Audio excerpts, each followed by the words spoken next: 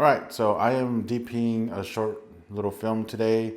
The idea is we're gonna do a one-shot style movement.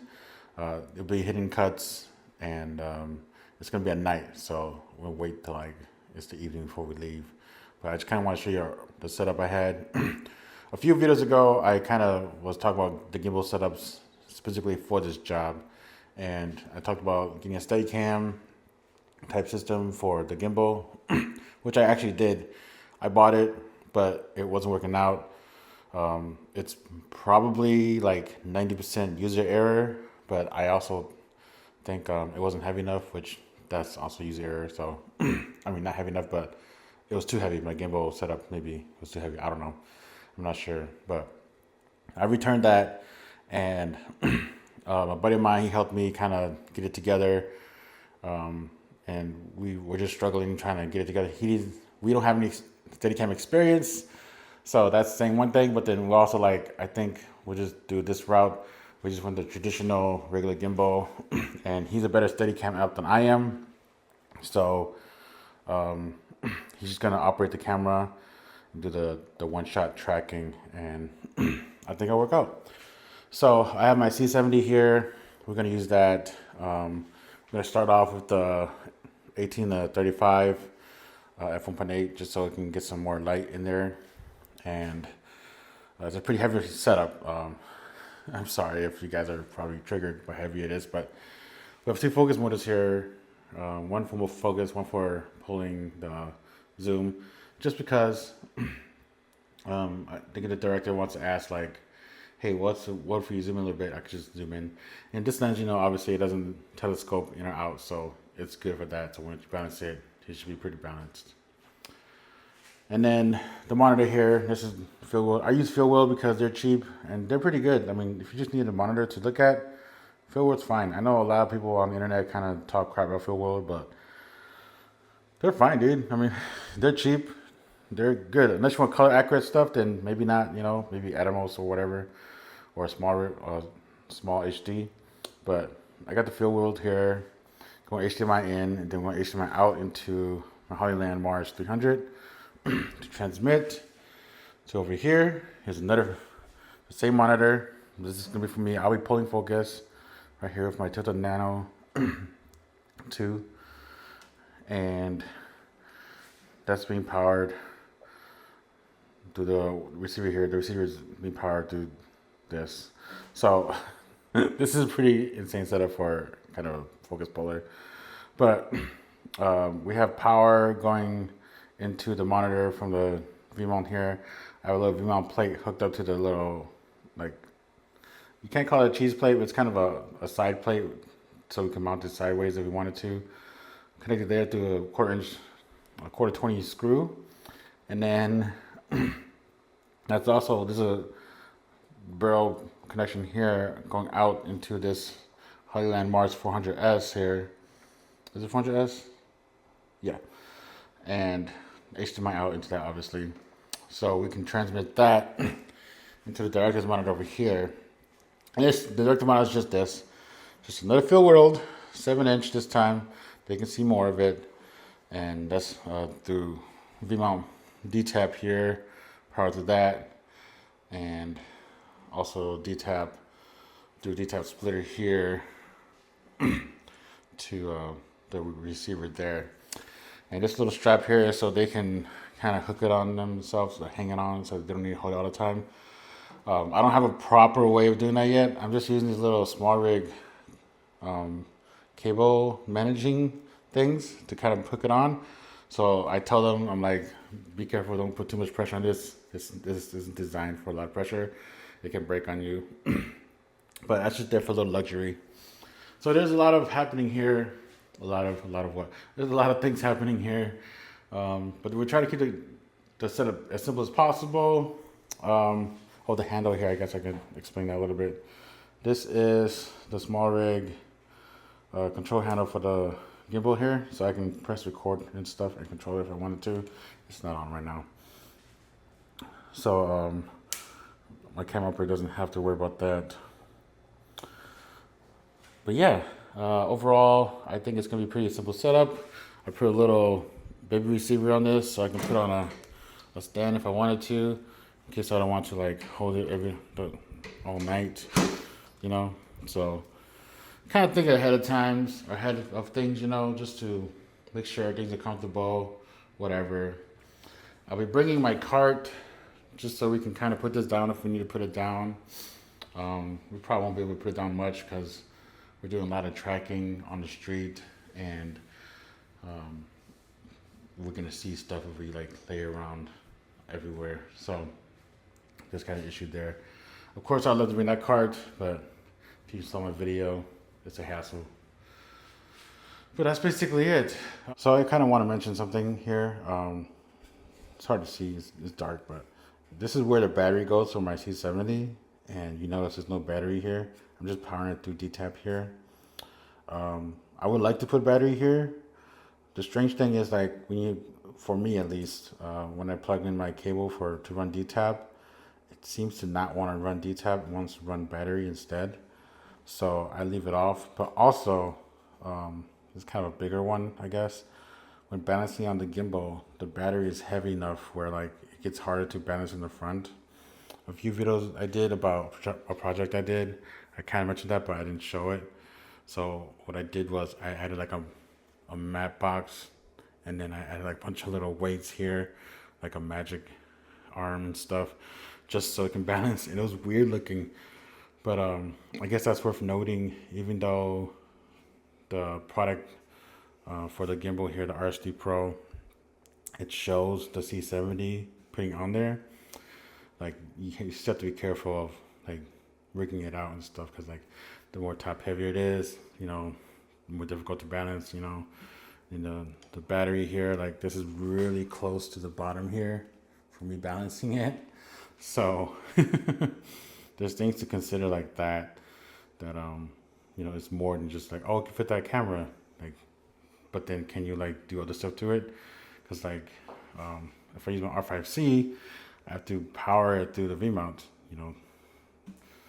So, but the R5C is smaller, but then it's also full frame, and I can't use my f1.8 lens unless I crop. And then I also it only does C-Log 3, and if I do RAW, it goes 8K, which, you know, isn't a problem for this case. But like, so I'm just like, oh, like I think this is like one of the reasons why people don't like Canon sometimes. Like, just like, it's not just the camera itself, but like maybe the ecosystem that they're trying to build it with it can like cause an issue. So I understand why people like Sony, you know. Sony just kind of opens up a lot of that type of stuff. But I've gone with Canon ecosystem, obviously, so I'm going to stick with Canon. And I like it. Canon's pretty simple. C70, weddings, wonderful. For a few lighting, I'm going to bring these little lights here. These are the Aperture MC like knockoffs. Not knockoffs, but the Godox versions. These are a little bit bigger than MCs. They're essentially the same thing.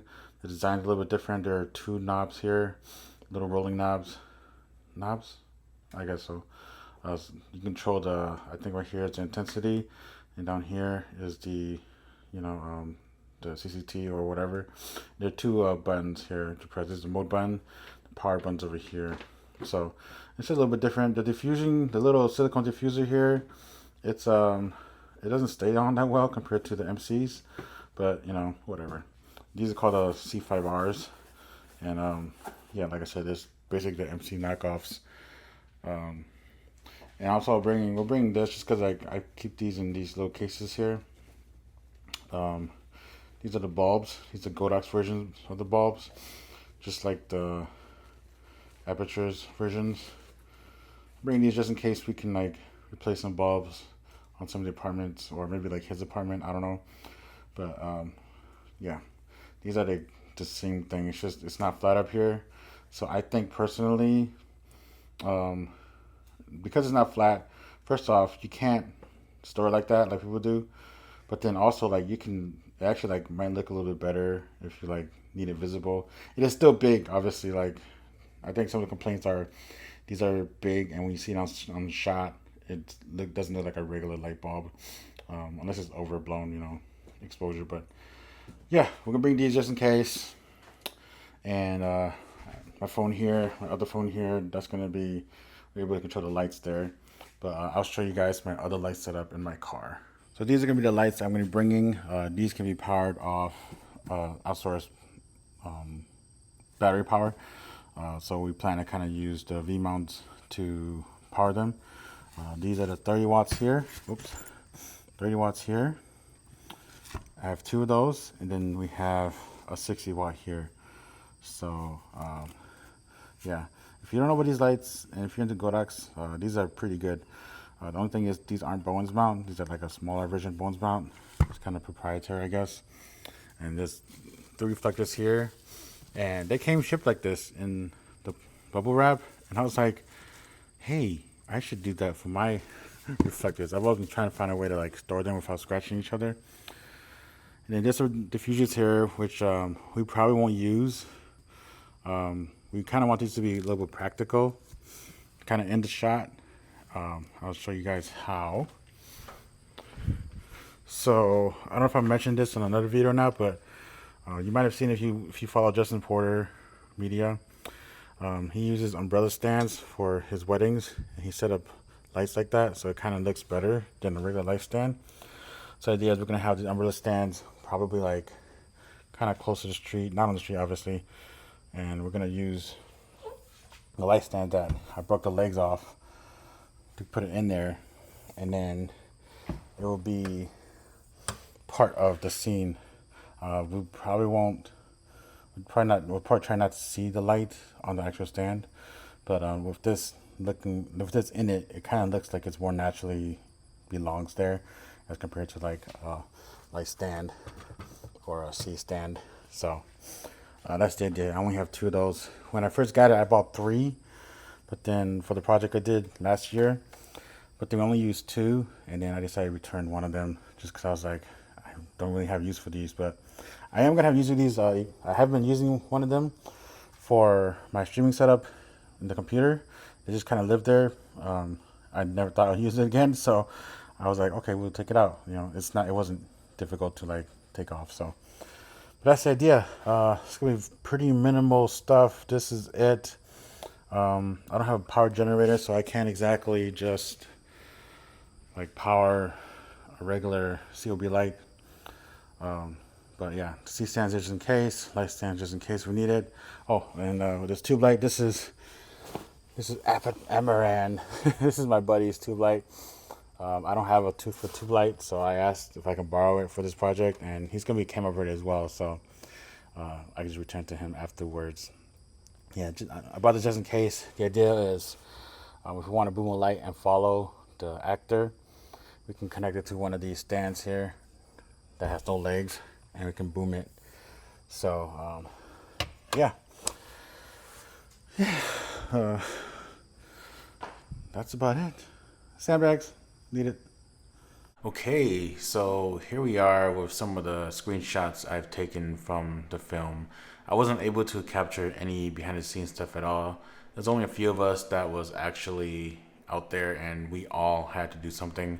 So there wasn't any time for me to take my phone out and record something because I had to follow focus, or I had to do something, I had to carry around stuff, walk back and forth between the first spots or not. But yeah, this is basically it. The reason I'm only showing screenshots because the movie isn't out yet. So once it's out, then I'll kind of start showing what we did and how it looks like. I don't want to ruin or spoil anything.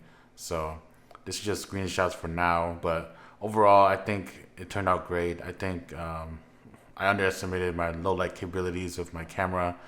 And there was more light than I thought there was.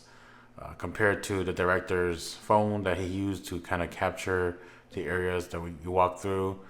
His phone could barely capture a lot of light, so it made it look much darker than it should. Specifically in the apartment area like this, it was just like super dark on his phone, but then we got there, it was more light than I thought it was, so it was pretty good. Just a few hiccups that I like to mention. Definitely, if you're gonna like run like all batteries, have enough batteries, be able to charge it in some way. I have my little car charging thing that can take, Edison type connections. So I kind of had that, but then we just had that backup I started charging batteries about halfway through because I was like, we've already gone through like 3 of these batteries here, and I'm like, we kind of need this because so I can run USB-C to power my follow focuses. And so I started charging them just in case, and I started charging like 2 of these through USB-C as well, just so we can have something. You know, it's better to have something than like no battery left. So that's something good to think about. Obviously, this is overkill. Like, you know, there's 3 units here running batteries. This one lasts the longest just because it's only like 2 little, 2 things right there. Compare this, you know, the gimbal. The gimbal itself, we're like at 20% battery life. We're almost done, so I had to charge that while running it a little bit, you know, so always be prepared in that sense.